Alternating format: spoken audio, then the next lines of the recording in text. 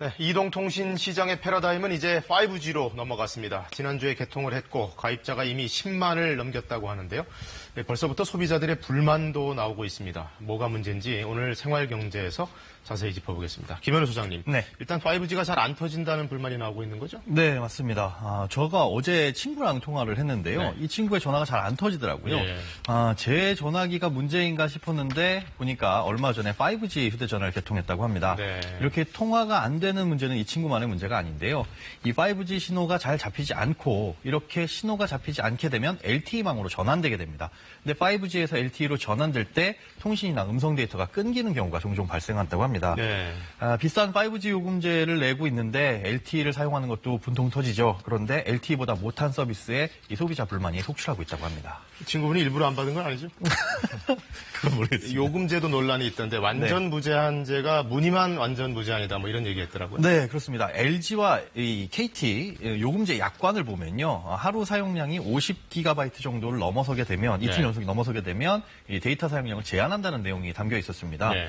하루에 50GB를 쓰기가 쉽지 않다는 것 때문에 사실상 완전 무제한이다라고 했었는데요. 네. VR 콘텐츠를 2시간 정도를 시청하게 되면 50GB를 넘어선다고 합니다. 충분히 가능한 얘기죠.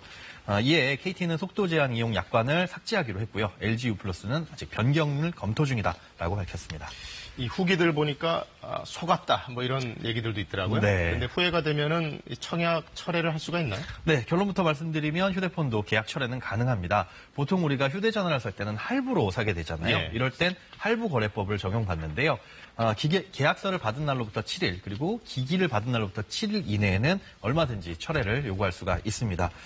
이때는 단순 변심이라도 가능한데요. 다만 이 소비자의 귀책 사유로 휴대전화가 망가졌을 때는 불가능합니다. 또 소비자 분쟁 해결 기준을 보면요. 이 통화 품질에 만약에 문제가 있다면 7일이 아닌 14일 이내에도 개통 철회가 가능합니다. 예. 집이나 직장에서 휴대전화의 품질에 통화 품질에 문제가 있으면 이 계약 해지를 요구할 수 있는데요. 이렇게 개통 철회를 요구하려면 계약서가 반드시 필요하니까 이를 예. 꼭 챙기시고요. 개통 철회를 요구했는데 원만한 합의가 되지 않는다. 이럴 경우엔 1372 소비자 상담센터에 상담을 요청하시면 됩니다. 네, 분쟁에 잘 대처하려면은 계약서 쓸 때도 아주 꼼꼼히 잘 써야 되죠. 맞습니다. 이 보통 주는 대로 사인하기 그렇죠. 나름인데요. 네. 이 사인하기 전에 꼼꼼히 살펴보시는 게 중요합니다. 판매자 마음대로 이 계약서 내용을 바꾸기도 하기 때문인데요. 예를 들어서 2년 할부 계약을 했는데 3년으로 변경이 되어 있는 경우도 종종 있었습니다. 이런 문제가 발생하지 않으려면 계약서상에 월 납부금이라든가 할부 원금, 납부 기간 등을 좀 확인을 하셔야 되고요. 네. 또 계약서상에 아까 말씀드린 청약 철회에 대한 내용이 담겨 있는지도 보셔야 됩니다. 계약서상에 청약 철회에 대한 내용이 담겨 있으면 나중에 다른 소리를 하기가 어렵겠죠. 예. 계약서에 청약 철회 가능 기간과 청약 철회 방법 등이 적혀 있는지 보시고요. 만약에 누락됐으면 정정을 요구하셔야 됩니다. 네, 어쨌든 통신사들은 5G에 이제 사활을 걸게 됐습니다. 이 네. 불법 보조금 같은 경쟁도 치열해지고 있다면서요? 네, 맞습니다. 꽤 높은 금액의 불법 보조금이 지급되고 있다고 하는데요. 네.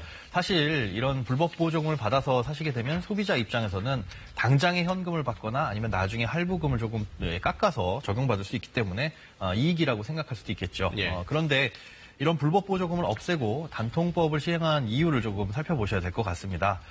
정보가 있는 사람들은 휴대전화를 좀 싸게 살 수 있지만 그 정보를 얻을 수 없는 사람들은 그만큼 휴대전화를 더 비싸게 살 수밖에 없는데요. 이렇게 예. 되면 할인에 차별이 생기게 되겠죠. 또 다른 문제도 있습니다. 요즘에 SNS라든가 인터넷 카페 같은 경우를 보면 나중에 지원금을 주겠다거나 아니면 2, 3개월 뒤에 할부금을 전액 상환을 해주겠다라고 하면서 일단은 개통을 시키고 나중에 잠적을 하는 경우도 있습니다.